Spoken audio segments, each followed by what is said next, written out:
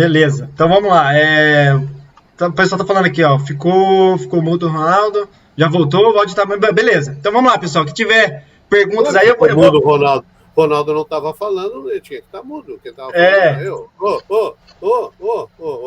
Ô. Ô Trento, eu restabeleci aqui algumas perguntas que tivemos aqui no nosso último, né? Sim, Então, se sim, o sim. Jorge quiser participar, né? Acrescentar alguma coisa, Sim, fica à sim, sim. vontade, né? Ele deu uma de João sem braço, disse, só entendo de turbina 611, não entendo 612. Ô Jorge, qual é a diferença entre 611 e 612? Vamos lá, Jorge, desembucha. Olhe, as 600 as Oh, 611 são de simples estágio, né? São aquelas de uso geral, né? E aí, as 611, calma, é as tudo. 612 são as especiais, são. A medição é por energia, tá? A energia que entra determina se a bicha é 612, 611. E, claro, Olhe, quando a energia é baixa, ela é uma turbina de pequeno porte, baixa capacidade, baixa pressão de entrada, baixa pressão de saída, baixa potência de saída no eixo. Né?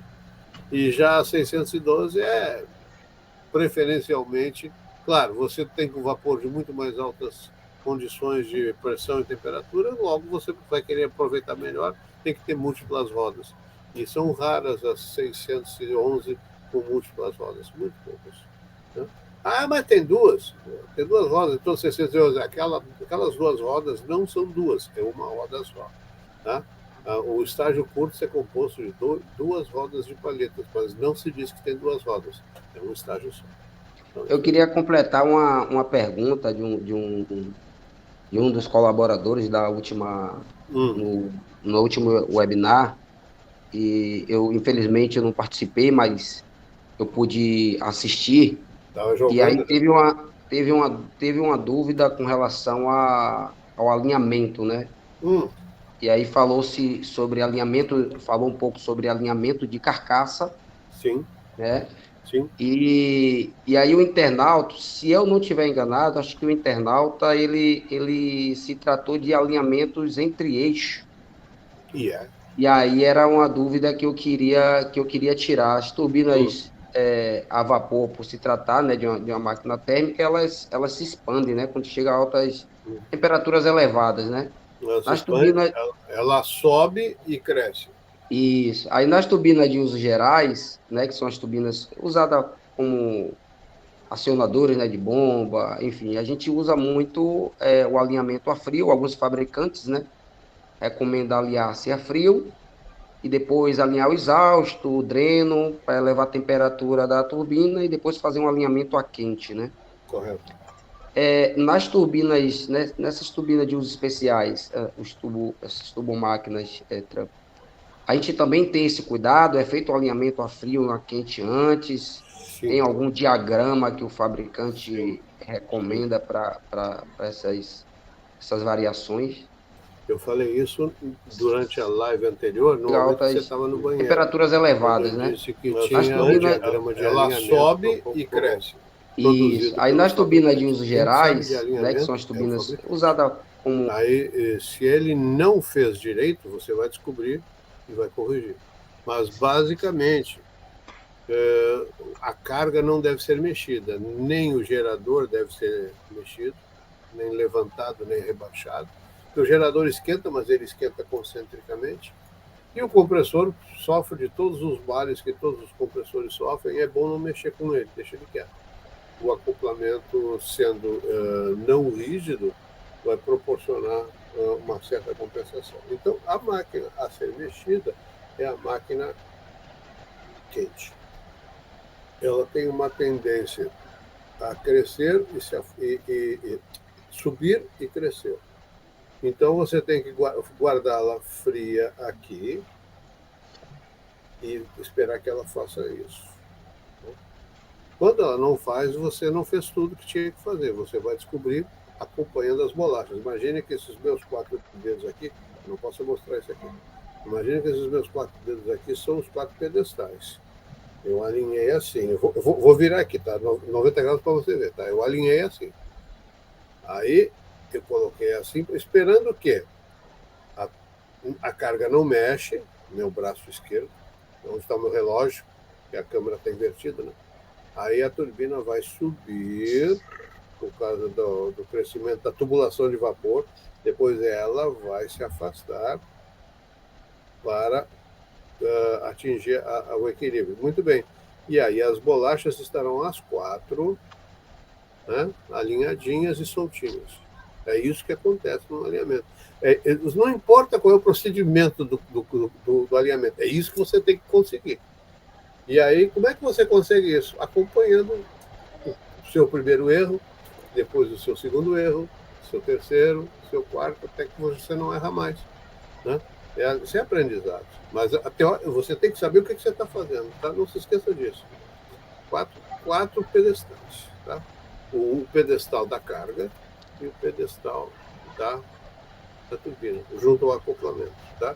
Seu objetivo é que isso aqui esteja... Deixa eu colocar aqui no preto. Né? Seu objetivo é que tudo isso aqui esteja alinhado a quente. Você começa assim. Ela cresce e vem para cá. Aí ficou bom, parou de vibrar? Então tá bom.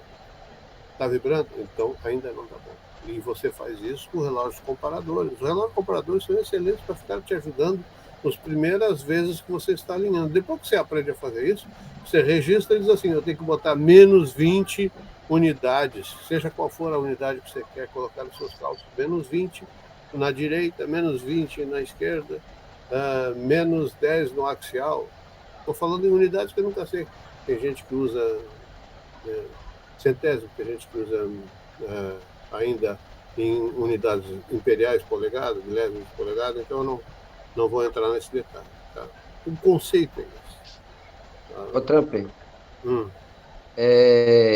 no alinhamento tem aquele conceito, né, de você identificar qual é a máquina estática, qual é a máquina móvel, né, e qual é a máquina estática. Nesse caso da turbina seria a máquina móvel, né, que a gente vai... Ela anda, é ela que anda. Tanto é que ela é presa próximo ao acoplamento e ela cresce pro lado de lá. E no lado de lá na traseira tem uma escala que você acompanha. Isso é um item de manutenção. Você tem que saber se a tua máquina está bem, olhando a posição da protrusão do eixo. Vamos lá. Isso aqui é a raiz, né? Tô caneta nova, da vez passada não escrevia nada. Turbina vista de cima, tá? O seu efeito de fundo aí tá dando uma atrapalhada na imagem, tá? Já vai. Tá. É porque a bagunça aqui atrás é feia, eu não quero que mostre. Não, tudo bem. Então, na hora H, eu vou mostrar, tá? Só quero que vocês vejam que eu não estou brincando, eu estou desenhando, tá? Muito bem. Peraí. Eu não quero errar nesse negócio, tá? E enquanto você desenha aí, né, o Jorge? Já vai acabar. Tem aquela questão que os fabricantes, né, não sei se já teve a oportunidade de receber um plano de alinhamento, principalmente de equipamento novo, né? O fabricante ele já dá todo esse posicionamento, esse certo deslocamento, né? Que a gente tem que fazer a pré-montagem, né? Eu falei isso na live passada. Então ele já dá as coordenadas em X, em Y, Z, né? O quanto que essa turbina tem que ficar abaixo para na dilatação ela já estabelecer a posição correta final. Olha lá, o Tremper acabou a arte dele. Vocês estão enxergando? Não, eu vou tirar o desfocado. Vocês vão ver minha bagunça temporariamente. Como é que eu tiro isso? Boa pergunta. Eu não tiro. Depois que comecei, não tiro. Danoso. Tá bom. Eu vou dar um jeito de pensar nisso aí enquanto vou falando. Eu não vou fazer perda de tempo. Vamos lá, usem a cabeça. Você tem uma fotografia de uma turbina em qualquer lugar aí, né, Peixe? Tenho. Aquela cortadinha. Só precisa vamos em direção ao exausto, que o exausto normalmente é a extremidade solta, né? Tá. Porque a máquina vai crescer em direção ao exausto. E lá no final do exausto, a sapata tem um deslocamento axial e tem uma escala que mede. Essa escala que eu tinha desenhado. Deixa eu ver se eu consigo fazer. Eu sei. Onde é que está o foco da minha câmera que eu não sei, cara?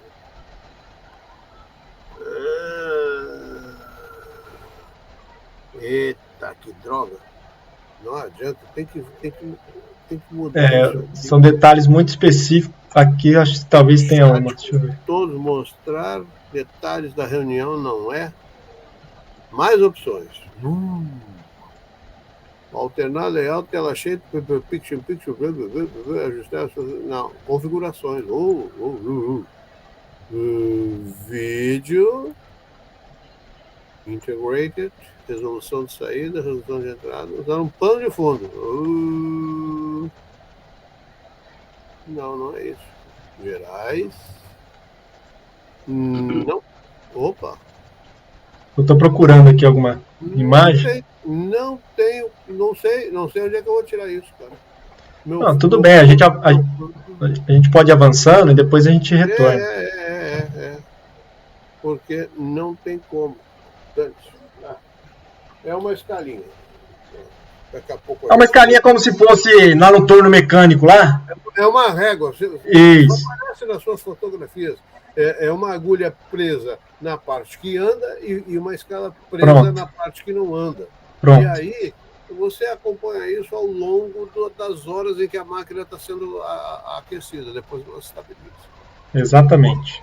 E você compara a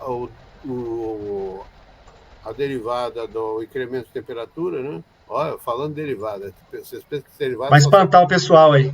Não, é porque eu não deixei. É dt maiúsculo sobre dt minúsculo, ou seja, a variação da temperatura ao longo do tempo. Isso aí tem que bater com a curva do fabricante. O fabricante não sabe quanto é que é dt. É isso. Isso aí. Perfeito, Trump. Muito obrigado. Trump é o... É o homem laranja. É trem de pé. Trem de perdido e perder perfeito. Eu não sou perfeito. Vamos pensar mais uma aqui, ó. Marcelino Barbosa. Se puder, o pessoal, só falar de onde que é, pra gente saber melhor, né? E às vezes até detalhar um pouquinho melhor o equipamento, enfim. Ele pergunta aqui, ó, lá no LinkedIn, a pergunta do Marcelino. As bombas de óleo principal, o melhor modelo são bombas de cursos. As bombas de óleo principal. O melhor modelo são as bombas de fusos, deve ser, né? Não. É a pergunta dele. Eu tô vendo aqui. Marcelino Barbosa. A escolha das bombas de óleo é questão de projeto do fabricante, tá? Mas também seguindo norma. Turbinas de pequeno porte, quase sempre, nem bomba de óleo tem. Se tiverem, ela será acionada pelo próprio eixo, né? Porque é para garantir que ela continue bombeando óleo enquanto a turbina está girando. A bomba é mecânica, né? Ela é acionada pelo próprio eixo. Normalmente, essa bomba ela está sendo acionada pela carga. Às vezes é o próprio eixo dá carga. Às vezes a turbina está acionando uma bomba e a bomba na sua outra ponta lá, no lado não acoplado, tem uma bombinha de óleo, quase sempre de parafusos. Pode ser de fusos, né? Porque a bomba de deslocamento positivo para óleo é muito adequada nesse tipo de bomba. Eu vou fazer comercial aqui da IMO. IMO é fabricante de uma bomba que é muito comum de se encontrar na extremidade da bomba, que é a carga acionada pela turbina. Muito bem. Quando você está com uma máquina mais robusta, muito mais 612 que 611, segundo as normas da API, o circuito de óleo tem que ser mais forte, mais redundante, você tem que ter bomba principal de óleo não acionada pelo eixo da bomba, e a bomba reserva não acionada também, mas acionada por um acionador diferente. Então, uma é turbina, outra é motor. Aí você vai me perguntar assim, não, mas eu estou cheio de ver turbinas de geração elétrica em que a bomba principal de óleo é alimentada pelo eixo da própria turbina grande, 612, é verdade. Eu mesmo lidei com isso. Mas a falta de confiabilidade acaba levando o cliente a modificar o sistema de óleo. Lá mesmo em São José dos Campos, nós modificamos. Ninguém aguentava mais as falhas constantes de uma bomba acoplada no sistema de transmissão o sistema de acionamento dessa bomba ela era o próprio eixo da turbina e era para um sistema de engrenagens. Enquanto a turbina girava 3.600 RPM, a bomba de óleo girava 5.400 e, consequentemente, tinha uma caixa de engrenagem lá. E aí aquela história. a confiabilidade de uma corrente é a confiabilidade do elo mais fraco. Consequentemente, nós acabamos com tudo isso, jogamos tudo fora e fizemos o circuito com bomba principal e bomba reserva fora. Tem gente que vai dizer que isso é equivocado. Não é, não. É muito mais fácil você lidar com confiabilidade de máquinas independentes do que máquinas acopladas. Não se pode conceber que a máquina principal venha a falhar por causa de uma falha da máquina secundária. E no caso, a bomba de óleo principal estava ligada no eixo da própria bomba, da turbina principal. Ou seja, a confiabilidade do sistema elétrico da planta está dependendo da bomba de óleo. Não pode. Foi por isso que nós passamos a serra, cortamos tudo fora e fizemos um circuito de óleo independente. Mas isso é critério de projeto, tá? A manutenção, se vai se meter a fazer isso, tem que fazer também como um projeto, se é para consertar uma falha crônica. Não é para ficar achando que vai resolver no grito, tem que fazer conta. Perfeito. Bom, vamos ver se tem mais perguntas aqui. Eu tinha recebido uma outra aqui que eu separei, do Júnior Cardoso. Olá, boa noite. Geração em ilha. Poderia explanar um pouco sobre o assunto? O problema... Estou vendo aqui, vi sua pergunta no chat. Caso queira aprofundar sobre algum assunto ou problema, eu vi por e-mail. Ué, é isso? Não. Não, essa daí é a nossa mesmo. Tem que ver as outras aí. Vamos pegar uma... Deixa eu abrir o chat aqui, deixa eu ver. O cara fez uma pergunta que é o contrário. Pedro Henrique fez uma pergunta assim: como aumentar e diminuir o vácuo nas turbinas de condensação? Vácuo por injetores. Na verdade, não somos nós que aumentamos, é o sistema de controle da planta que faz isso, né? Então, a geração de vácuo é dependente do que mandam ela fazer. A gente não deve meter a mão onde isso aí está acontecendo. Manualmente não é bom. Agora, se o programa não está funcionando, aí sim. Aí reúne uma assembleia de instrumentistas, uma assembleia de operadores, né? E um cara de máquina lá só para ficar ouvindo, né? Depois que eles falam, aí a gente diz assim, não dá. Aí os caras voltam atrás para resolver de outro jeito, tá? Mas deixa a assembleia debater. Porque isso é uma questão de controle, né? A mecânica não tem nada a ver com isso, só obedece. Se não está dando certo, volta. Mas a gente tem que aprender vamos dizer assim, respeitar o cliente, né? O cliente é o cara de operação da planta, né? E quem faz os desejos do cliente é o cara do controle, e vai fazer com que a nossa turbina corresponda a esses desejos, tá? Então isso aí é tudo, de novo, questão de projeto. Isso foi definido antes. Não está dando certo? Algo está fora. Se o vapor mudou, se o vapor está mais frio, se o título do vapor está mais baixo, ou se o condensador está com problema de controle, pode ser nível, pode ser controle, né? Tudo isso aí afeta a performance. Mas a gente não deve tentar resolver na base da gambiarra, da marra.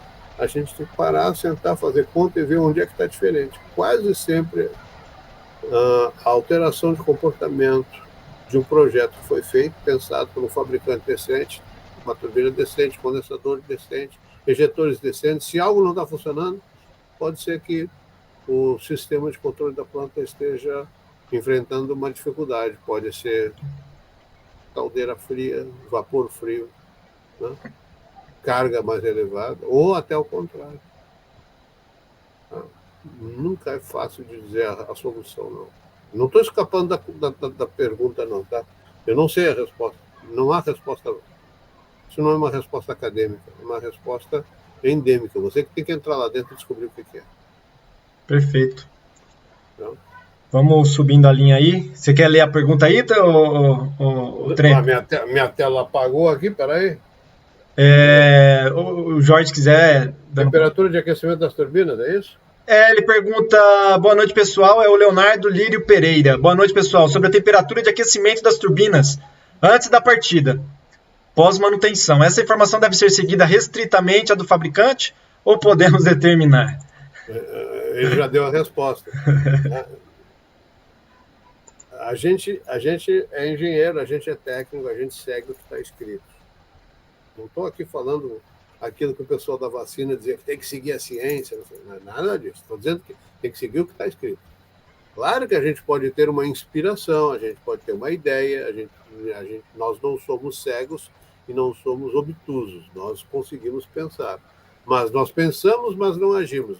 Ao pensarmos, a gente escreve a pergunta e pergunta para quem tem obrigação de dar a resposta, que é o fabricante. Se o fabricante disser que não sabemos, aí nós debatemos, como diria o general Honório Lemos. Certo? Debater é no momento quando o cara diz assim, não dá, não sei. Ah, não sabe? Pois deveria. Então vem cá, vamos sentar, vamos resolver. E assim a gente consegue resolver, sim. Mas a gente não pode se meter a solucionar coisas assim no turno da meia-noite. Toda vez que eu tentei fazer alguma coisa à meia-noite, às 4 horas da madrugada dava um problema e às 7 horas vinha o chefe e perguntava o que tinha mandado fazer. Eu digo, fui eu, então não devia. Então é isso aí. Tá? O problema é também, né, que existem alguns parâmetros, né, Tremper, que constam, pelo menos em manuais e tal, que alguns indicadores que você vai ver e nunca de fato né? Ó, e aí cai naquela situação, se você for... vai meter a mão sempre trazer. Vem aqui, enquanto você está falando, vem aqui. Sempre vai aparecer um sujeito com 30 anos de casa que vai dizer assim, isso que você está querendo fazer nunca foi feito. Porque nunca foi assim. Nós nunca conseguimos chegar nesse determinado parâmetro. Isso aí é coisa de estagiário que está querendo. Aí o cara começa a ofender. Aí você tem que chegar e dizer para o cara, olha aqui, é por isso. Esse parâmetro que você achava que estava fazendo isso, ele na verdade está fazendo o contrário. Então tenta fazer assim. Ou seja, conversa, fala baixinho, não briga com o cara. Isso eu disse na aula passada. Aula não, na palestra passada. Não briga, fala baixo. Né? E de preferência, isolado, para o cara não achar que você está expondo ele não quer passar vergonha, porque a vida dele é aquele universo. O seu volume de controle é muito maior que o universo dele. Então você tem que proteger, né, as pessoas que têm um volume de controle menor.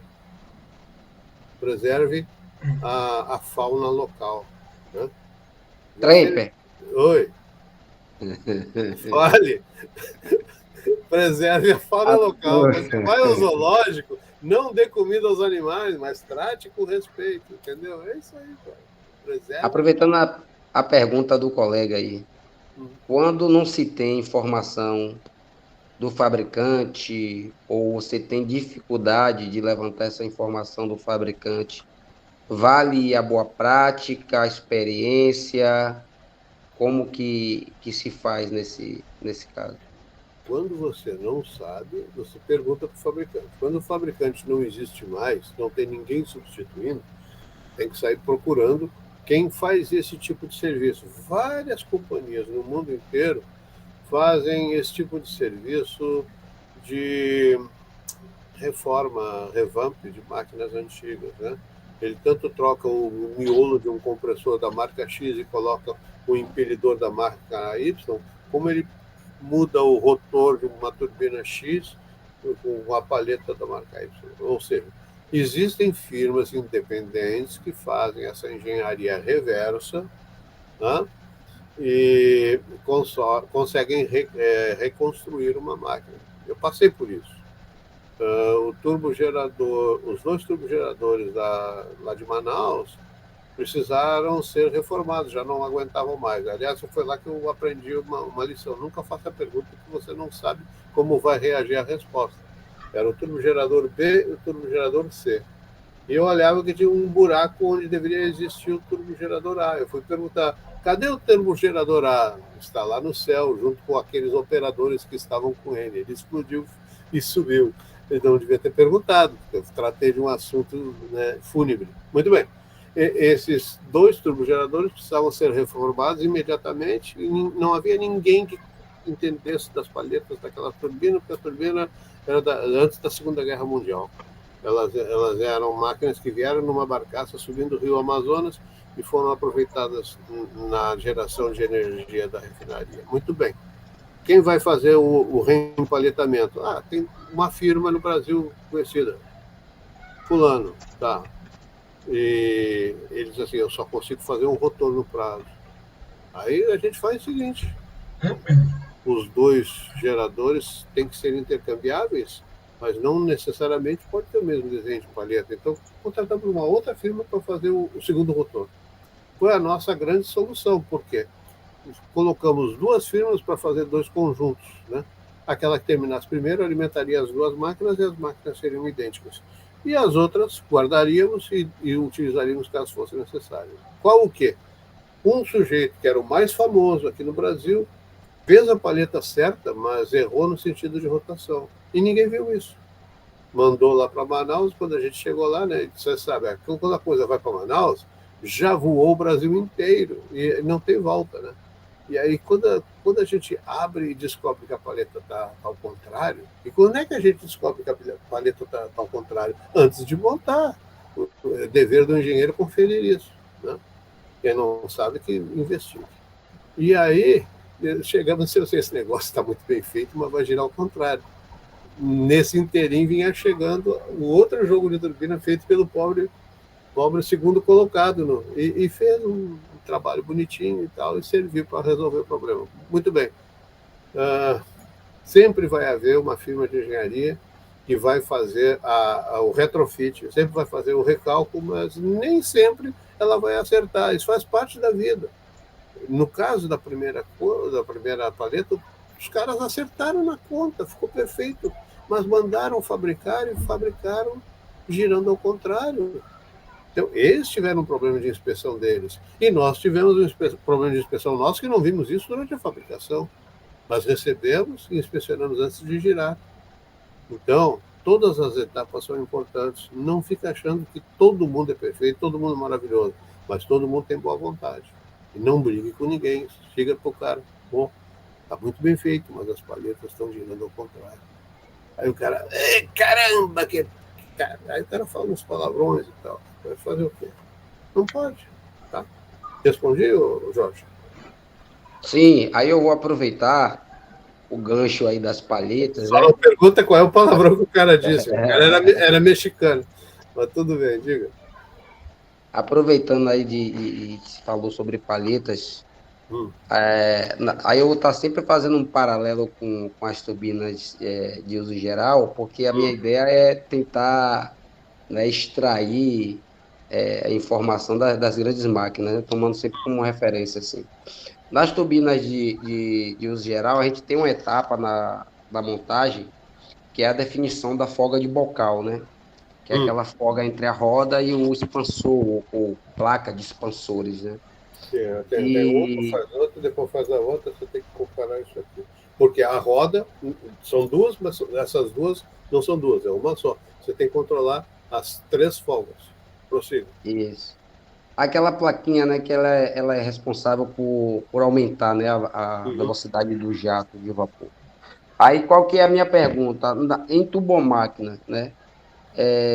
E aí, nas turbinas de uso geral, a gente amarra essa folga pelo mancal de espora, né?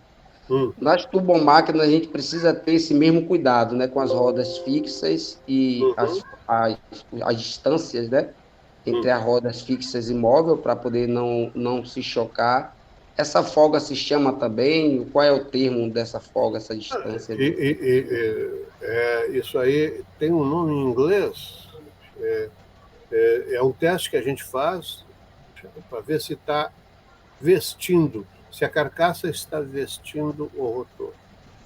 Vestir é fit, e fit in é vestir dentro, ou seja, pega-se o rotor, coloca-se dentro da metade da carcaça, e aí está aí, ó. Só que isso aí é uma curte. Não tem uma muda estágio aí não, Peixe? Vamos procurar. Então, o fitting test é uma verificação que se faz desde a primeira montagem, tem que se fazer sempre, toda vez que você retira, recoloca de novo.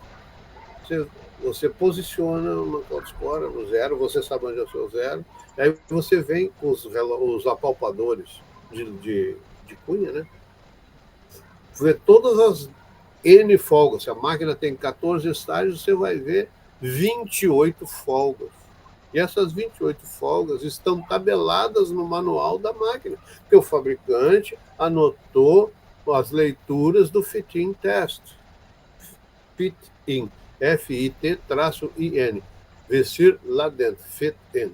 Então, o fitting test é um documento de montagem. Você, toda vez que tira, antes de tirar, você mede para saber se a máquina estava meio para cá ou para lá.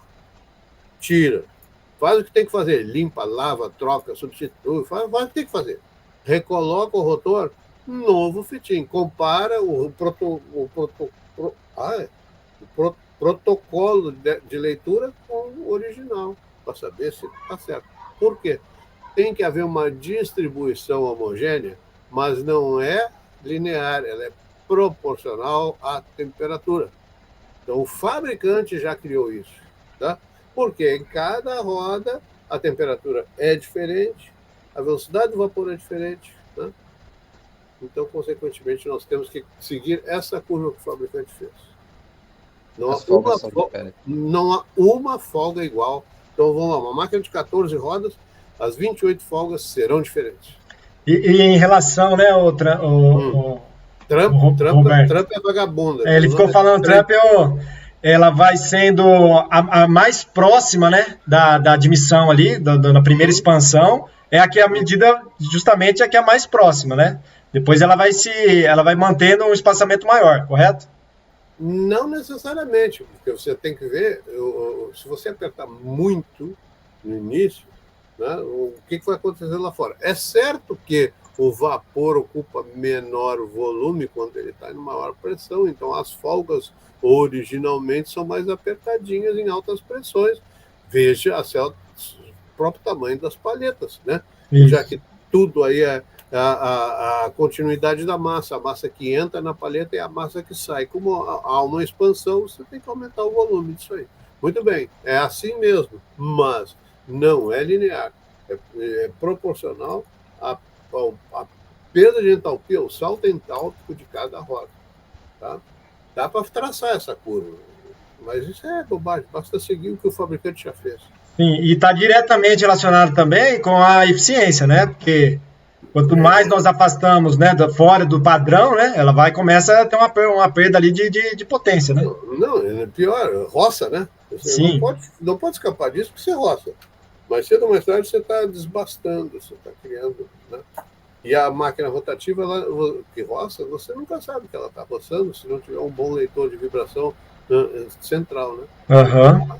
Porque o roçamento é uma usinagem, né? Eu já tive compressores que operaram 2 anos, né? Compressores axiais e desdentaram as palhetas axiais.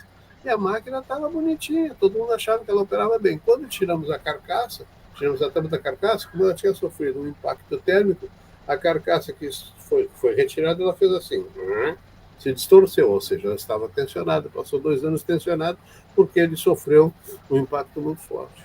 Então, isso aí se mede. Tá? Toda vez que você abre uma coisa e a coisa não volta para o lugar, é que algo aconteceu. É tipo, você estava usando um sapato. Você tirou você está num avião, né? Você entrou num avião. O sapato está lhe incomodando, você tira o sapato. Aí você está folgado. Na hora de descer do avião, você vai vestir o sapato está apertado pra caramba, porque algo mudou. Né? A pressão reinante na cabine do avião é inferior à pressão atmosférica. Então, o seu corpo vai se dilatando, vai se alargando. E aí o sapato, coitado, tem que aguentar você. Então, o fitting test do seu sapato é exatamente o que você tem que fazer no seu rotor, no seu estator. É isso aí, ó. Nós temos ali a última roda ali, tá? Você vai entrar com o apalpador aqui, esse que está bem na nossa, em primeiro plano, e logo acompanhar a folga da outra. Faz a conta e vê se a variação de folga é proporcional à variação de temperatura. Se tá bom, tá bom. Faz a mesma coisa em cada uma das rodas, você vai ver se o fabricante acertou na conta ou não. Se ele não acertou, você não inventa, não. Liga para o fabricante e pergunta, o que aconteceu aqui? Aí ele vai dizer, se ele disser que sabe, ou não sabe, ou ele vai dizer, e caramba, porque toda pergunta tem 3 respostas, ou é sim, ou é não, ou é e caramba. E caramba. Se ele disser e caramba, ele não sabia o que fez. Aí você pergunta para ele, manda ele resolver. E isso... Desculpe. Não, pode falar. Essa folga, Tremper, ela pode ser ajustada pela escora, como normalmente é feita nas turbinas de uso geral? Ou... Não necessariamente, porque depende de quem está mandando. Se você acerta seu rotor pela mancal de escora e você está enfrentando uma discrepância de folga em algum difusor particularmente, talvez seja mais interessante você corrigir ali naquele difusor. Mas antes de pensar que você vai usinar um difusor ou que você vai botar calço em todos os outros, tem que ver qual é a consequência de fazer isso para o conjunto da obra. Porque você fica enfiando calço para tudo quanto é lado, aí você perde a sua referência lá na mancal de escora. Então, não se meta a fazer isso sozinho. Faça com o palpite do fabricante. E olha que às vezes o fabricante não sabe o que está fazendo. Então tem que ter 3 ou 4 cabeças para conversar com o cara. Ou seja, as pessoas têm que saber o que pode acontecer com a máquina. Pode não saber como resolver. Mas se tem um sujeito que vem com uma ideia estapafúrdia, desconfie. Tá? O que eu vivenciei muito é exatamente isso aí. Ajuste-se primeiro lá, né, a folga do mancal de escora. E quase nunca, né, muito raro de ter que necessitar mexer, né, nos diafragmas ali. É muito, muito raro, né, para não falar que... E vamos lá, existe um troço chamado reversibilidade. Se você faz uma besteira, você tem que ser capaz de voltar atrás. Tá? Então não usine nada. Calce, aumente alguma espessura, mas não corte nada. Tá? É isso aí. E mesmo se calçar, tem que ter cuidado com a propriedade do material, né? E às vezes na verdade, calça com um material que tem uma dilatação térmica diferente, e aí pode, de repente, até folgar, né, a placa difusora, né? Isso, se você vai dar uma pancada de madrugada numa máquina, houve uma deformação no mancal de escora. Aí ninguém contou isso para você, você vai fazer no dia seguinte todo o seu processo e vai dizer que nada do que você está fazendo hoje é igual ao que fazia ontem. Aí você pergunta assim, Deus, o que aconteceu? Aí vai dizer assim, ninguém sabe, ninguém viu, mas alguém vai poder contar para você que algo aconteceu. E falando ainda um pouquinho mais disso, né, Tremper? Aquela história também, nós temos a questão da folga, né, a folga axial, o passeio axial, né, tem o jogo também, passeio, jogo, folga. Então tem bastante... tudo isso tem que ficar dentro, né, dos parâmetros aceitáveis. E para regular isso aí demora um tempinho, né? Às vezes você precisa fazer calço, fabricar, e aquela história toda que você já acabou de mencionar aí. Uhum. E de olho na chumaceira, né, Jorge? Para não haver o contato, né? Chumaceira é mancal ferroviário, é uma bolota de algodão, um chumaço de algodão que tem nos vagões de trem. Não existe máquina com chumaceira. Você não vai esquecer, né, Trem? É espanhol, pô. Não, em português a chumaceira existe. Tá. Só que os mexicanos resolveram adotar chumaceira para todo tipo de mancal. E em espanhol não existe los mancales. Quem fala los mancales é portunhol. Né? Mas existe corrinete, né? E tem uma outra palavra para mancal que daqui a pouco eu me lembro. Bom, vamos mandar. O Sandro Reis mandando bastante mensagem aqui. Um abraço, Sandro. Valeu aí por adicionar aí. Ô, Sandro! Um abraço. Vamos lá. Boa noite, pessoal. Já que isso aqui já foi, eu tô subindo ao invés de descer. Augusto Cerqueira Ferreira aí. Qual periodicidade recomendada para realizar jateamentos ou motores de uma turbina? Eu entendo que deve ter alguma coisa na API falando das inspeções, né? Mas o... Jateamento? Nossa. Não, né? Talvez, não sei, sinceramente. Depende, né? Antigamente a gente fazia cada coisa com jato de areia, hoje em dia não pode fazer mais nada. Hoje não, né? Eu tinha um cinzeiro que era de bronze, no tempo que eu fumava, né? E eu limpava o meu cinzeiro com jato de areia, né? Foi uma maravilha, tinha aquela máquina, cabine de jato, né? Meu cinzeiro ficava brilhando, né? Aí um dia o saca-trapo pegou um de vidro, foi fazer isso, ficou fosco, né? E disse assim, e agora como é que eu volto atrás? Não existe, não é reversível. Então, tudo é reversível desde que você não faça besteira. Tá? E a frequência, eu entendo que é a inspeção que vai dizer, abrir o rotor, tá com incrustação, tá com impregnado, tá, né, com agressivo químico, aí tudo bem, né, mas é isso, né, Tremp? Se não tiver nada, não tem uma frequência, né, uma periodicidade. A turbina ela tem uma, sei lá, ela respeita a periodicidade dos tempos de parada da planta, né? Mas vamos dizer que a planta pare de 2 em 2 anos. No Brasil, isso não é anormal. No Japão, é obrigatório ser de ano em ano, então, pouco importa as soluções que você utiliza para aumentar a vida, você vai ter que parar de ano em ano, então você não vai gastar dinheiro nem em materiais mais sofisticados. Mas no Brasil, como é de 2 em 2 ou de 3 em 3, dependendo da situação, você gasta um pouquinho mais de dinheiro no material de construção, etc. E tal. E o procedimento para limpeza, decapagem, jateamento, é conforme manda o figurino, como o fabricante diz, né? Senão você estará provavelmente retirando o material do seu rotor, né? Então, tem que ver o procedimento que o próprio fabricante escreveu. Eu vivo dizendo, tem que ler manual. A gente não pode ficar inventando. Ah, claro, se não tem manual, se pegou fogo, aí a gente dá um jeito de pesquisar, procura máquina igual, parecida, similar. Tá? Ó, olha aí, olha aí, ó, o vapor cheio de sílica. Tá? Isso aí, como é que você tira isso? Não é com jato d'água. Tá? Do mesmo jeito que você limpa a roda de carro, né, com cotonete. Hoje o pessoal tem usado muito, talvez, né, os óxidos, né, óxido de alumínio, esfera de vidro, né, para não agredir muito. Muita gente se precavém para isso, é verdade. Bom, vamos lá, vamos seguir. O que vocês estão vendo de perguntas aí? Alex Daniel. Boa noite. Além das folgas axiais, também existem as folgas radiais do tipo SIL, do rotor? Sim, claro. E sempre tive uma dúvida em questão a isso. O rotor nunca virá no... Porque aí parou. Que pena. Ô, Daniel, Alex Daniel, por favor, continue a sua pergunta a partir do ponto que você falou. Nunca virá no centro. Não sei se é centros. Não dá para saber. Mas, assim como tem o fitting axial, tem o fitting radial, sim, claro. Tá? Você faz fitting entre o eixo e os labirintos, entre as rodas e os berços dos difusores, você faz todos esses fittings. Tá? Então, aquela história do 14 vezes 2 dá 28, isso para os axiais. Faça essas contas para todas as radiais também. Eu acho que ele está tentando traduzir, tá? Não sei se foi o que você entendeu também, o Tremper, Jorge. Dá a entender que ele está falando a questão, né, do mancal hidrodinâmico, né? Que de fato o rotor nunca vai estar no centro. Mas... Não. E aí ele deve estar pensando em relação à selagem, né? Para ter essa vazamento.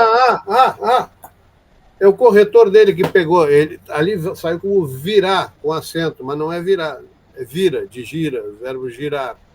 Então tá, é claro, o rotor não gira no centro, a órbita dele... Isso, então acho que... exatamente, muito bem. E até quando está em repouso também, aperta mais embaixo do que em cima. O protocolo de medição que o fabricante dá para fazer estaticamente considera isso. Tem a mínima folga inferior, a máxima folga superior, tem tudo isso. Isso vem tabelado, sim. Se não vier, foi o cara que comprou que não anotou, foi o cara que testou que não exigiu. Isso aí é um item testemunhado e pago. Tá? O sujeito que não exige vai se arrepender depois que vai precisar disso. É aquela velha história. Isso é que nem o camarada embarca no elevador, no 9º andar, aí ele faz uma coisa mal cheirosa no 9º andar, mas ele desce no 8º. E o resto dos passageiros são obrigados a seguir até o térreo sentindo o cheiro do que o cara fez. Então, se o sujeito faz um teste e não anota os dados certos, e aí depois ele abandona o projeto, abandona a obra, os pobres coitados que ficarem lá vão ter que conviver com o cheiro do que o cara fez. Então, essa é a figura do cheiro no elevador, significa que quem está fazendo um teste de aceitação tem que se lembrar que durante 30 anos os resultados desse teste serão importantes para os colegas ou para si próprio, se ele estiver lá. O Sandro está mencionando ali ainda naquele assunto do jateamento, está falando da questão do gelo seco, né? A experiência que eu vi não funcionou muito na aplicação que eu vi. Eu não sei se... Depende, tudo questão de ΔT. Né? Para um bom ΔT, para uma máquina cuja variação de temperatura proporcionada pelo gelo seco. Isso é possível, sim. O Sandro lembrou muito bem. E outra questão... porque o material da careca é diferente do material do rotor, então a dilatação diferencial ou a contração diferencial afeta. Muito bem lembrado. Outra questão que às vezes me perguntam, eu nunca presenciei muito, é a lavagem, aquela que eles chamam de retrolavagem, né? Que o próprio... Contei isso, o próprio condensado, né? Você faz foi por isso que eu fui demitido daquela famosa firma. Faz uma manobra, né, o Trempo? Exato. O cara, ele precisava melhorar a performance da turbina dele, era uma geração na Argentina, em Vaca Muerta, era 220 megawatts. E ele não estava dando 220, estava dando 190, e ele estava perdendo dinheiro, então ele estava querendo contratar a firma para a qual eu trabalhava para fazer uma grande overhaul. E eu disse assim, mas vem cá, quando é que tu vai parar isso mesmo? Eu só planejava parar daqui a 6 meses. Eu disse, dá uma retrolavagem aí que tu aguenta, tu faz esse negócio de segurança, sacode a Siri que vai embora. Aí fizemos isso, eu ensinei para fazer isso. Tem um paper que eu publiquei no Texas A&M, propaganda minha. Eu também sei escrever paper. Aí dei para o Castelhano, e o Castelhano deu o saculejo, a máquina melhorou, soltou a sílica, né? Aí veio o meu chefe e disse assim, o que você fez? Você sabotou o nosso trabalho? Como assim? A gente ia ganhar um dinheiro da manutenção, do overhaul do cara, você vai lá, deu uma sabotada no cara, ninguém me falou nada, eu ajudei o cliente que estava precisando de alguns megawatts aí, eu resolvi, dei sobrevida para 6 meses dele, você atrasou o nosso cronograma, então cuidado para não complicar a vida de quem não está interessado em resolver problema técnico, e sim ganhar dinheiro. Não é proibido ganhar dinheiro, tá? Eu também gosto, mas a gente tem que ter uma certa honestidade intrínseca nessa história. Sim, positivo. Peixe, o que foi? Eu queria aproveitar aí a pergunta aí do nosso amigo Sandro Regis. Um abraço, Sandro, aí. Sandro também tem sempre contribuído conosco aí, né, no LinkedIn, sempre eu acompanho. Vou fechar a câmera por 1 minuto, mas estou ouvindo. Ok. E aí, qual que era a dúvida? Era justamente com relação, a gente falou um pouco aí, né, do mancal axial e da importância de ele amarrar, né, aquela folga entre as palhetas fixas e as móveis. E eu teria uma outra dúvida com relação à folga do mancal radial, né? A gente sabe que uma revisão de mancal você substitui, ali tem todo o cuidado, né, do diâmetro, inclusive aproveitar aí, né, e para aquelas pessoas que têm dificuldade sobre informações de mancar de deslizamento, o canal aí da Tubovap aí tem muitas informações muito bacanas, tá revisando algumas coisas lá, tá, Peixe? Parabéns aí, muita coisa bacana no canal. E vocês que são da área aí, o que tiverem aí, vamos compartilhar, manda, tiver na área, tiver vendo alguma coisa, quiser, né, aproveitar ali, vai mandando, que eu só quero ser o retransmissor disso aí, eu não quero, sabe, é só mesmo ser o porta-voz disso aí. Sobre os tipos de mancagem, de deslizamento, né, e aí o Peixe fala bem sobre o mancal hidrodinâmico, e aí a minha dúvida é o seguinte, com relação ao mancal hidrodinâmico, né, que é o mancal radial. Como que a gente pode verificar, ou como que é verificado, né, porque o conjunto ele é bem pesado, né, e como é que é verificado esse assentamento, né, o assentamento do eixo no mancal, de modo que ele fique, né, com aquela linha, né, aquele contato, justamente para haver aquela cunha hidráulica, né, e enfim, a eficiência na lubrificação. Isso para grandes máquinas, é isso? Isso, para grandes máquinas. Todos, até maquininha pequenininha. Tá passando uma pergunta importante aqui, que eu vou pegar carona nessa que vocês estão falando, de ajuste de mancal, etc e tal. Alguém está falando aqui, além de axial e passeios que são importantes, aí o Sandro falou, pode até o gelo seco aqui. Aí, logo abaixo dessa tem aqui, como evitar verniz em turbomáquinas. Aí o Alex falou, me desculpa, foi corretor, aquela história do sim. Vira, tá certo? E aí o Sandro falou assim, como evitar o verniz dos mancais, os primeiros equipamentos vitimados pelos verniz, reforço compressor de ar, parafuso, foram os compressores de ar centrífugos, o Centac. Mas vamos lá. Aconteceu por um deslize. Não foi fabricante de óleo não que fez isso. Agora eu não trabalho para ninguém, posso falar mal de todo mundo. Varnish, a formação de uma camada de verniz nos bancais tem uma série de fatores. Folgas, temperaturas, óleo lubrificante, material. Mas o projeto do bancal também, se porventura alguém está interessado em ganhar mais rotação na máquina, ele pode chegar perto das fronteiras daqueles números adimensionais do projeto de bancais. Então, nós temos assim máquinas girando a 48.000 RPM com os compressores de ar centrífugo, aqueles de 4 estágios, API 672, tá? Fabricados por grandes fabricantes internacionais, né? Fabricam aqui no Brasil também, e que no afã de ganhar um pouquinho mais de head, posto que nós temos um pinhão central e temos uma coroa central e 4 pinhõezinhos, né? A coroa ela gira a velocidade fixa, 3.600. E os pinhõezinhos é 12.000, 18.000, 24.000, 36.000 RPM, e aí alguém veio com um de 48.000 RPM. Ou seja, quando o camarada precisava de mais do que os 7 ou 8 bar de pressão para ar comprimido de serviço, porque outros lugares andam pedindo o ar de processo a 16 bar ou a 17 bar. Então pega-se a mesma máquina, mas se aumenta o head do último estágio. Muito bem. Girando mais rápido, o bancal fica, sabe, naquelas proximidades, né? Era bom, era gostoso, era folgado, mas agora está mais propenso a gerar mais de head, a romper um filme de óleo ligeiramente mais rápido, etc. E tal. Aí o cara vem e faz uma reunião com o fabricante de óleo lubrificante. Ele vem dizendo assim: vocês estão ferrando o meu compressor.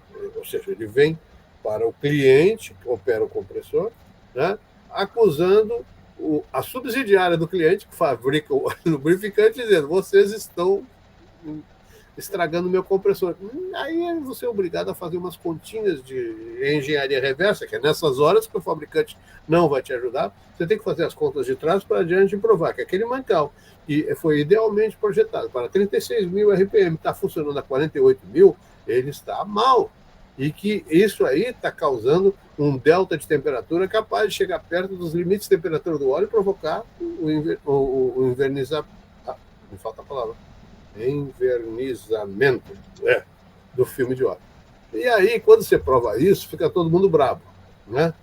O fabricante do compressor fica bravo porque ele vai ser obrigado a recalcular o mancal dele. E o fabricante do óleo lubrificante, que era a subsidiária, diz assim: eu não quero mexer no meu óleo, vocês estão me mandando mudar meu óleo. Ele disse: tá bom, eu compro óleo sintético. Não pode, eu não estou aqui para perder mercado para vocês que estão querendo botar óleo sintético. Aí vira uma briga, você querendo resolver o seu problema, que é o verniz, respondendo ao Sandro, né? Você acaba comprando briga com o fabricante do compressor, que vai ser obrigado a melhorar o projeto bancal dele, e você ainda briga com sua subsidiária, que fabrica o óleo lubrificante, que não quer mexer, nenhum aditivo ele quer trocar, porque a receita de bolo dele é a mesma há 40 anos. Resultado da história: você é obrigado a comprar óleo sintético. Então, compressores centrífugos, API 672, girando mais de 40.000 RPM, correm sério risco de invernizar. E não adianta, não tem jeito, o óleo sintético acaba sendo a solução. Tá? Contra tudo e contra todos. Por quê? A troca de mancal para ficar aí diferenciado também afeta um problema chamado sobressalentes, porque os mancais são os mesmos. Se você tiver mancais distintos para máquinas distintas só por causa do verniz, você multiplica o seu número de sobressalentes. Então, considerando isso aí, a gente perdeu a briga, mas resolvemos mudar o óleo. Tá? Eu achei melhor não trocar o projeto dos mancais para ter intercambiabilidade. Toda vez que falhasse, eu teria mancal em qualquer lugar do Brasil. E achei melhor não criar caso com o fabricante de óleo, porque ia criar um problema de patente. Aí, resultado: o número de máquinas que necessitavam de verniz, de óleo sintético para evitar o verniz era pequeno, valia a grana. Isso é a resposta técnica que eu posso dar. Eu era responsável técnico por isso, tomei essa decisão há 15 anos atrás, né? Porque eu não consegui resolver esse problema. Espero ter respondido ao Sérgio, ao Sandro e ao Sérgio com esse segredo profissional. Por que o verniz continua existindo? É uma decisão de sobressalentes, né? Mercadológica. Tá. Beleza. Vamos ver. O Peixe, Oi? aí vai para Tremper também. Essas Olha, o cara botou ali, ó. Tá certinho, olha esse teste. O cara. Ok. Não, Geralmente. Tô com um juiz aqui, né? Se eu falar bobagem, ele me corrige. É isso aí. Por isso que é bom a comunidade, né? Cada um, né, enfrenta. Eu não moro em comunidade, eu moro no nível do mar. Não vem com esse papo, não. Vai lá, Jorge, o que você ia falar? Para esses mancais radiais que tem aquelas sapatas, eles têm ajustes como os mancais axiais com calços? Sim. Também para aproximar, para diminuir o aumentar. Eu tô para fazer, se o Tremper quiser me ajudar, Tremper, eu tô para fazer um conteúdo aí, Macau te pede um procedimento para fazer ajuste de sapata. Calma, vamos lá. Existem 1 milhão, olha o plural do verbo, existem 1 milhão de projetos de mancal. Tem mancal chamado Kingsbury, Mitchell, e Elliott, e Mitsubishi, Mitsui, e vai. A grande maioria deles tem regulagem na pivotagem, sim. Tá? Outro grupo tem regulagem das alavanquinhas, como é o caso do Mitchell, que é utilizado pela Siemens. E o Kingsbury tem todas as regulagens, muito bem. Então, o tilting pad é um nome genérico, né? Você tem que descobrir qual é o tipo de mancal que você tem na sua mão. E não adianta dizer, eu queria outro. Não. Quem escolheu o mancal para você foi o fabricante, que ele sabe qual é o certo para ele. A gente é só usuário, a gente só conserta, a gente só troca as peças. Agora, se não estiver funcionando, se o mancal está aquecendo, se o mancal está derretendo, está gastando fogo, aí a gente faz um recálculo e diz assim, o que o senhor escolheu está errado. Então, já que está errado, vamos escolher o mancal certo. Aí você chama um fabricante independente, o fabricante independente faz uma proposta para você e você guarda. Você chama outro fabricante independente, ele faz outra proposta para você e você guarda. Com 3 propostas dos independentes, você vai em cima do seu fabricante e diz assim, olha aqui, ou você me vende um projeto decente por um preço decente, ou eu vou comprar dos independentes e vou dizer tchau para você. Ele não vai querer largar o osso, né? Então ele vai baixar a guarda e vai baixar o preço e vai adotar a melhor solução. Opa, mancal radial, cuidado aí, Peixe. Nós estamos falando de axial, calma. Mas essa conversa serve também para o radial. Não, é o que eu estou pensando também, atrás delas ali. O radial que não tá bom, tá? A gente faz essa mesma coisa. A gente xinga o fabricante, chama ele, vem cá, vamos conversar. Ele começa a relutar, chama 3 independentes e vai conversar. Que isso aí, o Tremper, esse mancal aí, o radial, ele também, para fazer a regulagem dele, também é um procedimento, né, meio enjoado, são poucas, difícil, são poucas pessoas que... Não, é só seguir o projeto. Tem muita gente aí que não ajusta sabendo se a carga é nas sapatas ou entre as sapatas. Depende de como o fabricante orientou, porque isso aí muda até a sintonia da crítica. E pode ser que durante o teste de funcionamento mecânico, de aceitação da máquina, uma crítica se localizou perto da faixa operacional, aí o fabricante, o que ele fez? Afastou os bancais para mudar ligeiramente, ou então girou 180 graus, mudando a carga de entre sapatos para carga sobre as sapatas. Mas isso aí não é artesania, não é artesanato, não é bruxaria. Isso é calculado. E a modificação de projeto é um protocolo do relatório de teste. Se o cara que foi fazer o teste não sabe, não entende disso, então melhor não vai. Tá? Isso aconteceu uma vez. Nós estávamos testando um compressor de parafuso e nenhum de nós poderia ir fazer o teste. Mandamos um saca-trapo lá. Assim, saca-trapo, vai lá e faz o teste aí. catapulta tem que ir, né? Pô, ainda mais lá fora, tal, cara, todo empolgado. Passava as noites tomando cerveja, mas na hora do teste ele não prestou atenção. Ele disse assim, vai lá e mede as folgas, não sei o que e tal. Vê isso, mas eu não sei fazer. Então por que não disse que não sabe? Por que você viajou, então? Né?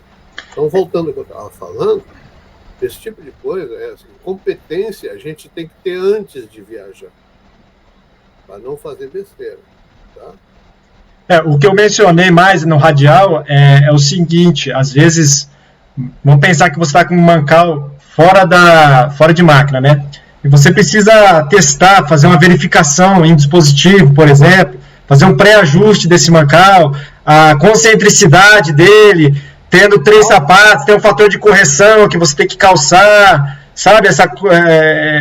Isso aí é só para te dar ideia, porque tudo que você faz fora do berço, você vai ter que fazer depois no ambiente. Quem é isso que é repetir? A repetitividade de 100%. Não, Você tem que ficar dentro das tolerâncias. 98% é aceitável, 93% não é aceitável. Então, eu não estou dizendo que não deva fazer isso. Uhum. Tá? É que treino é treino e jogo é jogo. Não, sem dúvida. Tá? Não estou tirando a validade do que você falou. Eu concordo, sim. Só estou lembrando as pessoas que treino é treino e jogo é jogo. Tá? Antes da lua de mel, o seu comportamento com a sua noiva é um. Depois da lua de mel, o comportamento será outro. Vamos ver o que mais que surgiu aqui. Opa! Alguém me ajudar aí? Pode Quantos mancais hidrodinâmicos geralmente se utilizam nessas turbinas e quais os meios de troca? A resposta é a teoria do pastel chinês. Você chega na pastelaria chinesa e pergunta o que tem no recheio do pastel. O chinês não responde. Aí você diz assim, tem carne? Ele diz assim, sim. Tem tomate? Ele responde, sim. Tá? Tem cebola? Sim. Aí no final... Afinal, o que mais que tem? O chinês responde, tem tudo. O que o chinês está dizendo? Que o pastel tem todos os ingredientes necessários. O livro Capitães de Areia, de Jorge Amado, é um capitão que nunca tinha navegado na vida. Tinha fama de capitão, mas era um capitão falso. Estava se aproximando de uma tempestade.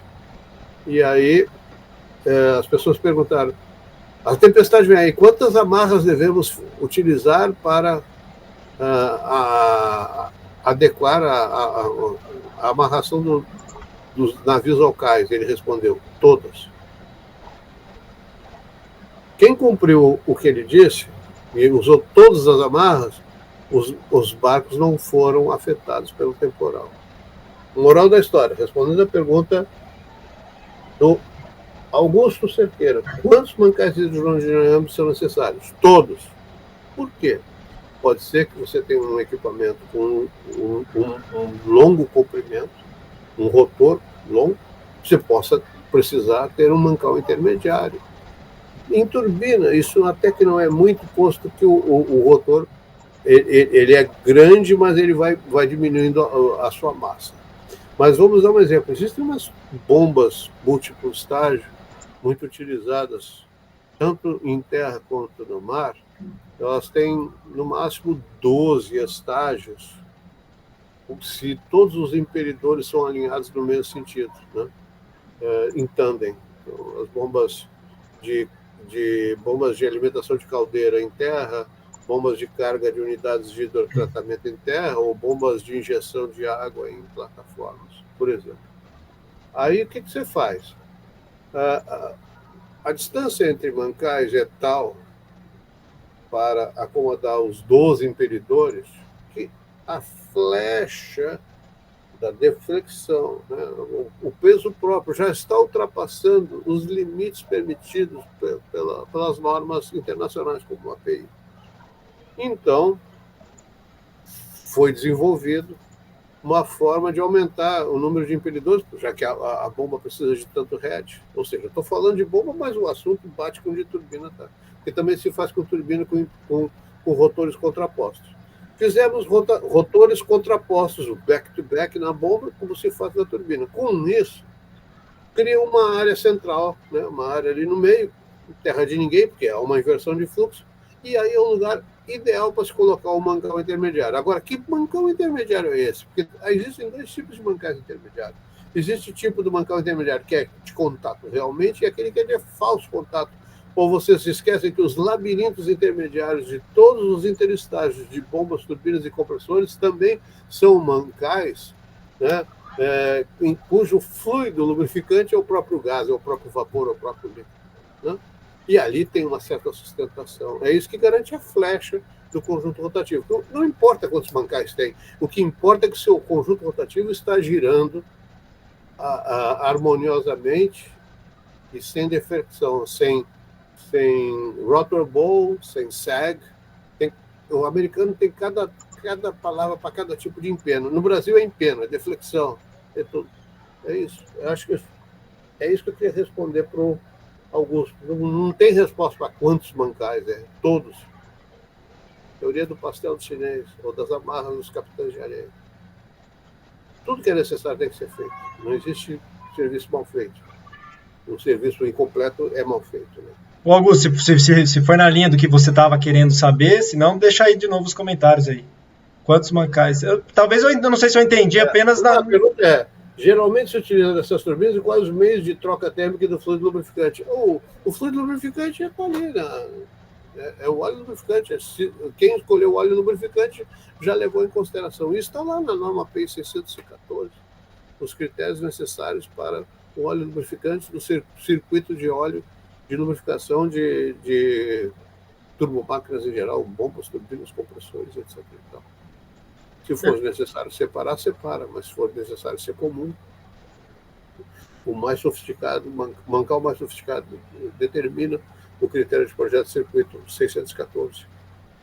Espero ter respondido isso. Eu acredito que sim. Chegou mais uma aqui, vamos ver quem que... Sandro Regis citando o nome de bancais, Elliott, Kingsbury, Mitchell, não se esqueça do Mitchell. Toda turbina alemã tem Mitchell. Tá? Não estou dizendo que são os melhores, não, só estou dizendo que são magníficos. É uma obra de arte, parece um relógio tão bem que funciona. Tá? Toda bomba suíça tem mancal Mitchell, não é Kingsbury também. Tá? Toda bomba alemã tem mancal Mitchell. KSB, Sousa usam Mitchell. As bombas americanas usam Kingsbury ou Waukesha. É um mancal que eu esqueci de citar o nome, o Waukesha. É muito bom. Mancal independente, muito bom. É o mesmo nome daquela máquina, da marca de motores, mas não é o fabricante de motor, porque Waukesha é o nome de uma cidade, né? Então, é a firma. Pessoal, estamos indo para 1h25 de transmissão já. Eu não sei, né? Quem quiser ver o jornal, vai ver o jornal. O Jorge chegou meio em cima da hora, não sei se ele tem compromisso, como é que tá. Tem algumas perguntas aqui, por exemplo, a do Jefferson Duarte aqui pelo YouTube. Obrigado pela pergunta, Jefferson. A gente propõe até um dia, o Tremper, fica como uma sugestão de fazer um específico sobre falhas, né? Ele queria saber quais, né, poderiam falar sobre as principais falhas. Um dia a gente poderia fazer um só de falhas, né, para não ficar muito desvirtuado o assunto. Talvez focar nas principais aí e fazer um webinar aí, só para tratar disso aí. Eu não vou dizer que eu sou infalhável, né? Infalível, imbrochável, mas nós temos que fazer um seminário para cada um contar as bobagens que já aconteceram. Então. Essas bobagens são o feedback para o futuro, cara. Então, talvez... ninguém aprende com sucesso, só aprende com os insucessos. Exatamente. Tá? Eu tô vendo o Sandro bem ativo aí, ó, se o Sandro quiser, assim como o Jorge, na próxima vez entrar com a gente. Me deram parabéns aqui a história. Quem é que foi aqui? O Mendes, né? Mendes de Engenharia Mendes, muito pertinente exemplo das bombas multistágio. Claro, desculpa eu falar, a falta de modéstia, né? Quem inventou o back-to-back foram duas pessoas. Wilson Brício, então, na época, gerente de engenharia da Sousa, e esse que eu vos falo. Aí, ó, tá vendo?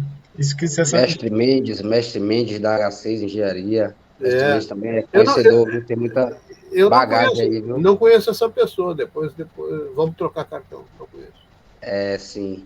E aí a sugestão aí é pertinente, tá, Peixe? Sandro Regis pode Seminário também de bobagens. É isso aí. Participando aí e contribuindo também. É uma pessoa que tem bastante conhecimento aí, pode estar contribuindo conosco aí. É isso aí, fica o convite. Assim como aí. Isso, eu deixo sempre o convite aqui. E é esse que é o barato da coisa, né? É uma complementaridade, né? Cada um traz um pouquinho, adiciona e. Essa história que eu falei de conferir a rotação da palheta antes de montar na máquina, isso resolve um problema. Isso aconteceu um dia que nós desmontamos 4 bombas de oleoduto, mandamos 2 para o fabricante e 2 a gente ia consertar na nossa própria oficina. E de noite nós íamos montar. Aí eu tinha meu técnico principal, um japonês, que depois veio a ser superintendente em várias plataformas, aí depois que se aposentou, eu não vou dizer o nome dele em respeito, né? Mas o Japa ficou lá durante meia hora olhando os difusores das bombas que a gente tinha que montar. O dedo do japonês girava para cá e o outro dedo girava para lá e, pum, descobrimos que nós mandamos as peças erradas para o fabricante, com as bombas, e eles não iam conseguir nem montar aquelas, nem nós iríamos montar. Então tínhamos que fazer o quê? Pegamos as peças erradas, botamos numa cômoda, botamos uma lona por cima e fomos de noite em direção a São Bernardo do Campo. Eu dirigindo a cômoda, né? Morrendo de medo de ser apanhado pela polícia rodoviária. E o cara da fabricante já sabia que a gente estava levando clandestinamente as peças para trocar, porque não dava nem para fazer nota fiscal das coisas erradas. Aí, então, entramos por um portão lateral da fábrica, lá em São Bernardo do Campo. Ninguém falou nada, né? Ninguém comentou nada, ninguém disse nem boa noite, nem boa tarde para ninguém. Trocamos as peças e saímos, porque nós estávamos morrendo de vergonha, tanto nós quanto o fabricante, da besteira que nós fizemos, que nós não conferimos o que estávamos enviando e eles não estavam conferindo o que estavam recebendo. Ou seja, a vergonha ensina. Nunca mais nós erramos nisso, né? E eu tenho orgulho de contar esses erros. Eu tenho uma maior felicidade de poder contar isso. E dá para escrever um livro, né? Minhas bancadas prediletas, porque é isso aí, cara. É a felicidade de estar vivo ainda. Ô, Tremper, a Atanásia já sinalizou isso. Aí disse que esse livro tinha que sair. Já demorou até demais. Já. Que é o Atanásio? Atanásio é um dos melhores sacatrapos que eu jamais tive, cara. Grande colega. Mas ele esqueceu o cabelo, né? Ele saiu de uma planta para outra e deixou o cabelo lá, né? Eu falo de careca, o peixe ri. Por acaso não sei porquê. Uma cabeleira desse tamanho. Pelo amor de Deus, cara, olha aqui, ó. 69 anos de idade, olha aqui, ó, cabelo pra caramba. Esbanjando aí, tá vendo, peixe? Pois é. Bom, vamos trabalhar. Vamos pegar talvez mais umas 2 aqui. De hoje, não sei se tem mais alguma que nós deixamos passar. Deixa eu dar uma verificada aqui. Eu acho que não, né, mano? Acho que foi tudo. Agora tinha ficado do outro, né? Do outro ainda tem algumas aqui. Que, por exemplo, vou pensar uma aqui, ó, que ficou.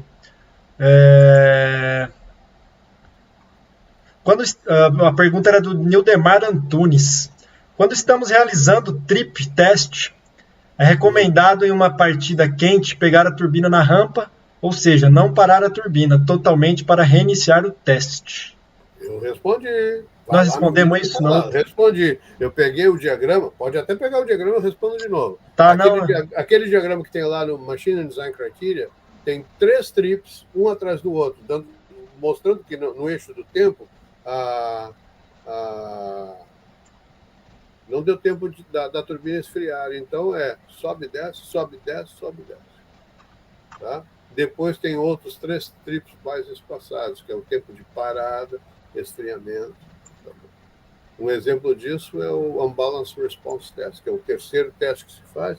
Se faz 3 com adição de massa. E como você tem que fazer a adição de massa, é claro que você parte a máquina, faz o bodê no arranque, faz o bodê na descida, aí para, espera ela esfriar um pouquinho, que ninguém vai botar peso na turbina quente, tem até que abrir a região onde coloca os pesos, seja pelos orifícios ou levantando a carcaça. Isso aí dá um certo tempo. Então, lá naquele diagrama tem um espacinho de tempo, ou seja, a máquina chegou à condição provavelmente de temperatura média, morna, tá? Então ela sofreu um pré-aquecimento adicional para o segundo teste. Tá? Agora, o teste de triplo do governador, do Overspeed Trip Device, foi feito os 3. E, com 3 desarmes, reacelera, 3 desarmes, reacelera. E depois, os 3 do eletrônico, não foi feito, só foi feita a simulação. Se atinge a velocidade, mas não se para a máquina. Sim. Só se escuta que ele deu o gatilho. É que, na verdade, hoje ninguém quer muito, né, estressar a máquina no mecânico, né? É melhor você fazer pelo menos isso uma vez por ano, porque houve um tempo que ninguém sabia onde é que as suas turbinas estavam tripando. E aí apareceu um doido no Paraná, disse assim, antes de parar essa máquina, eu quero dar um trip. Tipo, pra quê? Eu não sei se o trip vai acontecer. Aí o cara mandou ver. E quem é que disse que a máquina parava? Não parava de jeito nenhum. Os caras, segura. Aí, resultado da história. Quando paramos, vimos que realmente o sistema massa-mola estava preso, né? Um pouco de sujeira, não funcionou. Escrevemos um comunicado geral e disse assim, cada um aí se vire e teste suas turbinas. E depois mande o resultado. 80% das turbinas estavam com o gatilho preso. Ou seja, nós estávamos a ponto de ter algum problema caso viéssemos a ter uma sobrevelocidade. Muito bem, aí você criou um programa de retestagem, relubrificação, até apareceu um gerente que disse assim, joga fora isso, bota tudo eletrônico. Não, tá errado, cara. Uma coisa é uma coisa, outra coisa é outra coisa. Sempre tem uma decisão dessas iluminada, né? Joga fora o que não presta. Negativo, nada disso. Excelente. O que é que as novas americanas falam acerca dos testes do trip? Se você abra um documento escrito chamado Critério de Projeto de Máquinas, porque aquilo ali foi redigido justamente de acordo com as normas americanas. O método de teste que está lá naquele documento é a representação gráfica do que está escrito no roteiro de teste requerido pelas normas API 612, 617 e outras mais. Isso foi uma coisa que a gente a gente fez esse gráfico para poder falar a língua de qualquer pessoa, porque às vezes o seu interlocutor não entende o que você está falando, mas um diagrama o cara entende. Não importa a língua que ele fale, um diagrama ele entende.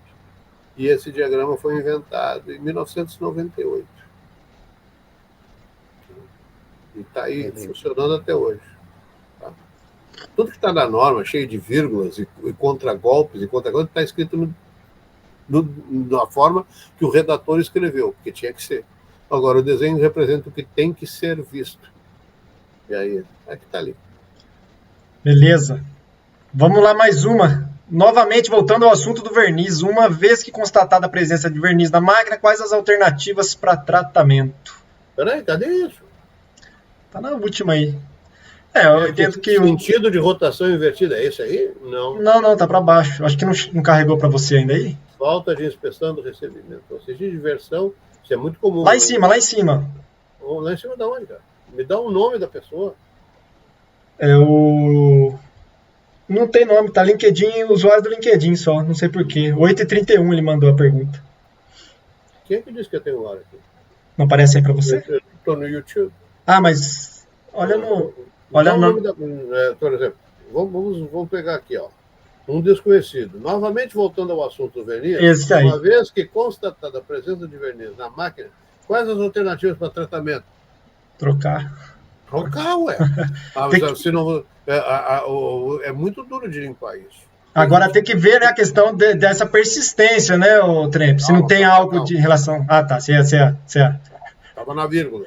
Não sejamos precoces. O cara acha que eu já terminei. Eu estava na vírgula. Vírgula é pausa. Então, vamos lá. Tem que trocar sim, porque é muito difícil remover. Tem gente que diz que remove. Tem gente que remove com métodos meio não ortodoxos. Né? Quente, frio, um monte de coisa. Mas, de qualquer maneira, aquele bancal já está condenado. Bota outro. Mas o problema é o seguinte, trocar peça é fácil. Persistir com o mesmo projeto é que é o problema. O que adianta trocar? Vai vernizar de novo. Então, você tem que tomar uma decisão. Você troca um óleo. Né? Você não pode trocar de compressor, você não pode trocar de máquina, você não pode trocar de mancal, porque você vai ter um mancal diferente e você vai sentir a necessidade. O dia que for aquela meia-noite de uma terça-feira de carnaval, falhou o compressor de ar e o outro já estava em manutenção, daqui a pouco o vaso vai esvaziar, você tem 3 horas para resolver o problema. Como é que você vai resolver o problema com o mancal que não encaixa ali? É bom você não fazer isso, então é bom você ter óleo sintético. É muito mais barato comprar um óleo 10 vezes mais caro do que você correr o risco de não ter o mancal certo na hora certa. É importante achar a causa raiz, né, Isso, para não trocar, não trocar peça, não ser um mero trocador de peça, né? Não dá, E agora, a emergência te manda fazer qualquer coisa. Eu já contei essa história no LinkedIn. Deu o dia que faltou mods nas farmácias de São José dos Campos. Né? Eu fiquei sem material filtrante nos filtros de ar do compressor Sentac como esse. E aí a gente pegou e construiu o elemento filtrante com a base de absorvente higiênico. E começamos a comprar no comércio inteiro. E acabamos com o estoque de absorvente no Vale do Paraíba inteiro. Aí o fabricante que ficava ali, a Johnson & Johnson, veio nos procurar e disse assim: vocês têm esse consumo para sempre? Assim, vocês estão interessados em fazer um convênio? Isso não tem convênio, não, isso é emergência, cara. Eu só estou precisando disso enquanto não chega o filtro certo. Então, faça favor de não me incomodar. E aí continuamos comprando. E funcionou. Então, a emergência, a necessidade te faz criar as coisas. Eu fiz um filtro de ar à base de absorvente higiênico e funcionou maravilhosamente bem. E qualquer um pode fazer isso novamente. Rouba um armário lá do almoxarifado, tira o fundo, né, para servir o bocal de sucção, deixa as portas para você colocar o material absorvente, fecha, pinta e instala. Aí. E põe uma tela para inseto, né, um bird screen, para evitar que passarinho e como é que é, besouro entre dentro. Vai funcionar. Falou de verniz aí, eu me lembrei de um evento que aconteceu comigo, né? E uma das causas, e a causa raiz foi a câmara de refrigeração da caixa de Macau obstruída. Uhum. Eu não estava vendo troca térmica e o óleo ele saturava muito rápido. Estava borbulhando. E aí o óleo que borbulha, ele perde os aditivos. Os aditivos. Eu tô ficando velho, gaguejando. Deixa eu tomar uma aguinha aqui. Tô falando demais hoje, tá? Tinha mais uma aqui que eu pensei aqui, que chegou também. Deixa eu abrir, peraí. Do Giliard, deixa eu ler o nome dele direito. Cadê? Giliard GM. Boa noite. Qual o motivo que faz a bomba de óleo mecânica que fica no redutor carcassear? O que é isso? Pois é, carcassear. Ô Giliard, se puder descrever um pouquinho melhor esse termo seu aí, que você está se referindo, carcassear? Será que é carcassear? E aí, Jorge, o que é carcassear a bomba de óleo mecânica? Não me recordo. Não, é uma bombinha de engrenagem também, o difuso, né? E é acionada por uma das rodas. Se você tem um problema de folgas axiais, né? O backlash está ok, mas as folgas estão ruins, o empuxo de uma engrenagem na outra pode ser que acaba empurrando a bombinha de óleo para dar uma roçada na carcaça. Aí ela fica carcasseando. Eu estou inventando isso agora. Eu não conheço o termo. Mas, eu já vi, inclusive. Eu conheço o fenômeno. A bomba de óleo sai andando. Na área dentada, ela roça bem, né? Porque ali é bem justinho, né? Ela sai andando. Eu não conheço o termo, mas o fenômeno eu conheço. Talvez você matou a charada, o trem. Não tem charada, não. Deixa o cara responder. Vamos ver se ele está presente aqui ainda, né? Ele nos manda aí. E aí a gente... Essa bomba ele deve estar se referindo à bomba principal, né? A bomba que fica... A mecânica mesmo. O redutorzinho trivial, a bomba é shaft driven, acionada pelo eixo. Já redutor de alto nível, API 613, a bomba pertence ao circuito externo. Né? É tudo aquela história.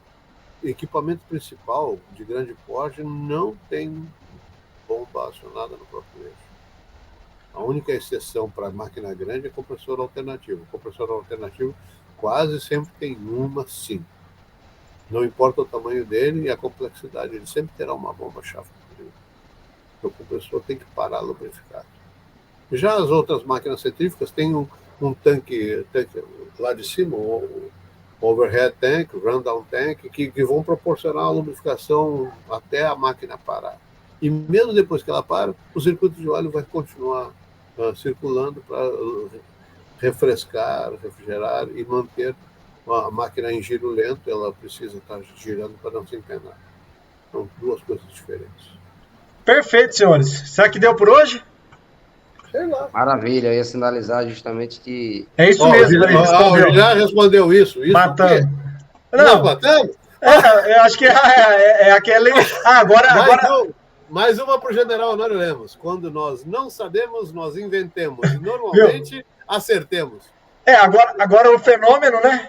É isso aí. O que dá para corrigir ali, talvez são suposições. Uma ruela nova. Quando ele começou a falar suposição, você vai botar um supositório na boca. Não é. Bota uma ruela, cara. Bom, vambora. 20, eu acho que é isso, pessoal. Já deu quase 1h40 por hoje. Estamos já, né? Tem bastante coisa aí. E fica aí, sei lá, essa aqui é a última do ano, né? Vamos ver se na segunda quinzena de janeiro aí, com forças novas, energias. Eu não sou adepto daquela coisa de virar o calendário para mudar de vida, mas a gente dá uma foca, uma pausa. Particularmente o calendário vai ter uma virada muito grande. Eu vou ficar quieto, sossegado, aguardando os fatos novos. Mas enfim, agradecer aí de novo a participação de todo mundo. O pessoal guerreiro ficou com nós aí, quase 1 hora, quase 2 horas. Adivinhemos. É isso aí. Nossa, é isso aí. Chega, fim de ano já não dá mais para ficar pensando, vou ficar inventando bobagem. Ô Jorge, obrigado aí pela participação. Está convidado sempre que quiser e sempre que tiver disponibilidade. A gente está precisando aí ajudar a divulgar coisas aí, manda pra gente, compartilha aí. As perguntas não foram combinadas. Se eu tivesse combinado, ele ia fazer uma pergunta banal e dizer assim, logo você fazer uma pergunta tão banal dessas, pelo amor de Deus, eu estou envergonhado com esse nível de pergunta. Não foi assim, tá? É uma honra, e sempre vai ser uma honra poder participar, viu? Vou estar atento aí nas próximas webinars aí, e sempre que possível eu vou estar aí tirando dúvida e aprendendo um pouco mais aí e compartilhando na medida do possível. O bom é falar bobagem, só não tem uma cerveja aqui, mas a gente marca uma com cerveja. Isso, pode ser. Pode ser. Não é brigando que a gente se entende, é rindo. Então eu tenho orgulho de continuar rindo mesmo depois de velho rabugento que eu sou. Sempre fui velho rabugento, sempre fui em prol da qualidade, da seriedade. Mas a seriedade brincando é diferente do que brincar no serviço.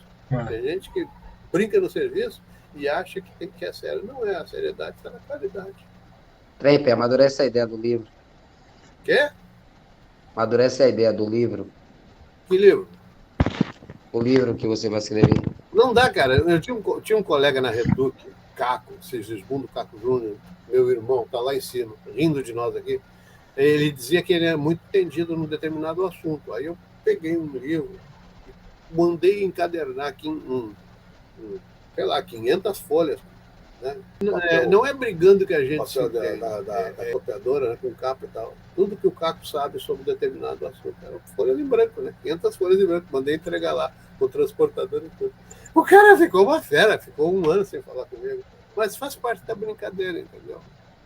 Tá? Só isso. Perfeito, pessoal. Desculpa aí o comecinho, acho que deu alguns probleminhas técnicos, mas a gente vai ajustando, né?